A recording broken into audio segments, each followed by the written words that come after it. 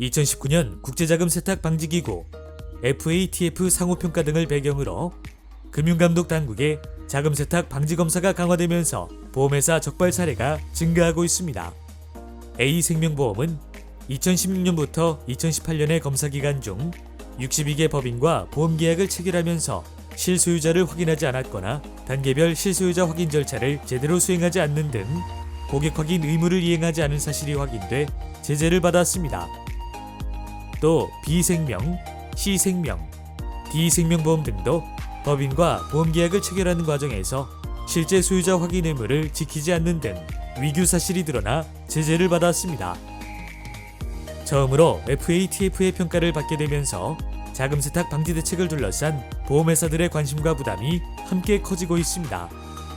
특히 금융정보분석원이 시행한 자금 세탁 위험평가 결과에서 보험회사의 자금 세탁 위험도는 중간으로 평가되어 위기감은 더욱 커진 상태입니다. 자금 세탁 방지 제도는 보험업 종사자라면 반드시 알아야 할 내용입니다.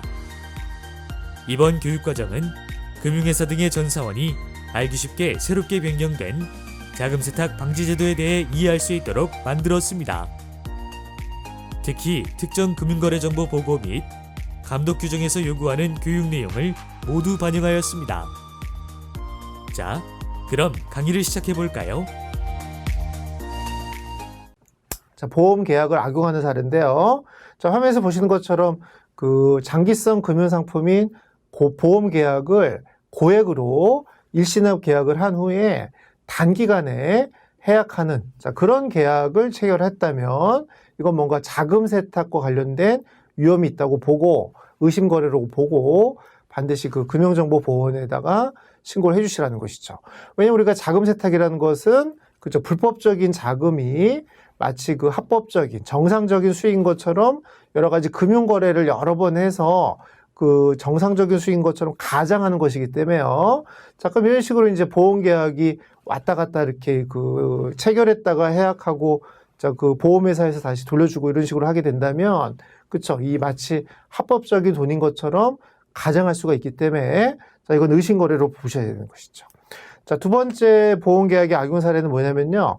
그 회사가, 그 주식회사, 법인의 대표자가 보험계약을 통해서 비자금을 조성한다든가 또는 회사 자금을 횡령하는 사례인데요.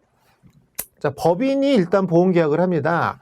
근데 계약자를 그 법인의 그 대표로 나중에 변경을 하는 것이죠. 그래서 계약을 할 때는 법인 이름을 했다가 계약 이후에 계약자를 법인 대표로 변경을 하게 됩니다. 자, 그리고 나서 그 법인 대표가 보험 계약을 해지를 하게 됩니다. 자, 그러면 해지와 동시에 자, 해약 환급금을 수령하게 된다면 그럼 이걸 통해서 법인 대표는 비자금을 조성할 수도 있는 것이고요. 또 회사 자금을 횡령할 수도 있는 것이기 때문에 자, 이런 그 보험 계약을 단기간에 이렇게 해지를 한다면 의심거래 사례로 보고 또 반드시 보고를 해주셔야 되고요. 또 보험 계약의 악용 사례는 탈세, 증여와 관련된 탈세에 이용될 수도 있는데요. 부모가 거액 보험을 가입을 합니다. 자, 그리고 그 자녀의 중도 인출 서비스로 보험금을 대리연금 수령을 한다든가 또는 부모 명의로 보험 계약을 체결한 후에 자녀 명의로 계약자를 변경을 하는 것이에요. 그리고 나서 자녀가 보험을 해지한다든가 또는 만기에 가서 수령을 한다면 이거는 보험 계약을 통한 증여라고 할 수가 있는데 자, 문제는 이렇게 하다 보니까 그 국세 당국에서는 증여로 이 세금은 그 파악이 안 될 수가 있습니다. 그러면 결국은 증여세를 납부하지 않은 상태에서 그쵸, 보험 계약을 통한 증여가 될 수도 있는 것이기 때문에 이게 결국은 탈세라고 할 수가 있는 것이죠. 그래서 보험 계약을 통해서 탈세의 어떤 그 징후가 나타날 수도 있기 때문에 이런 것도 의심 거래로 보고 신고를 해주셔야 돼요. 자, 우리가 앞에 그 본 과정에서 설명드린 것처럼 그 여러 가지 범죄 유형 중에 자금 세탁에서 가장 그 대표적인 유형이 이런 탈세 유형이기 때문에요. 이런 보험 계약을 통해서 탈세에 어떤 의심이 된다면 보험회사에 근무하신 분들은 반드시 금융정보보호원에다가 의심 거래로 보고 신고를 해주셔야 되겠습니다. 자, 이번에는 보험 약관 대출을 이용해서 또 그 자금 세탁을 할 수 있는 가능성이 있는데요. 자, 보험 계약의 그 해약 환급금 있잖아요. 그죠? 그럼 그 해약 환급금 범위 안에서 보험 계약 대출이 가능하기 때문에 그럼 그 계약 그 보험 계약을 그 담보로 대출을 하고 이를 통해서 자금 세탁을 할 수가 있다는 겁니다. 일단. 자, 그래서 일단은 그 고액으로 보험 계약을 체결하고요. 보험 계약을 체결하고 자, 그리고 나서 그 실효시킨 이후에 일정 기간이 지난 다음에 다시 부활을 시키고요. 자, 이후에 이제 고액의 보험 계약 대출을 실행해서 다시 그 보험 계약을 실효시키는 방식으로 해서 자금 세탁을 할 수가 있기 때문에 자, 이런 부분도 그 의심거래로 보고 반드시 신고를 해 주셔야겠습니다. 또 가장 위험한 것 중에 하나가 바로 이 보험 사기인데요.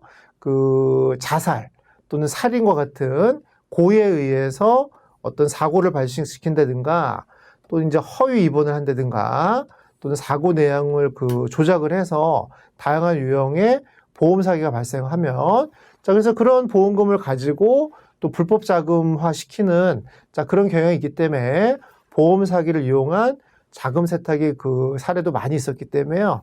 자, 이런 것들도 의심거래 사례로 보고 반드시 신고를 해 주시기 바라겠습니다.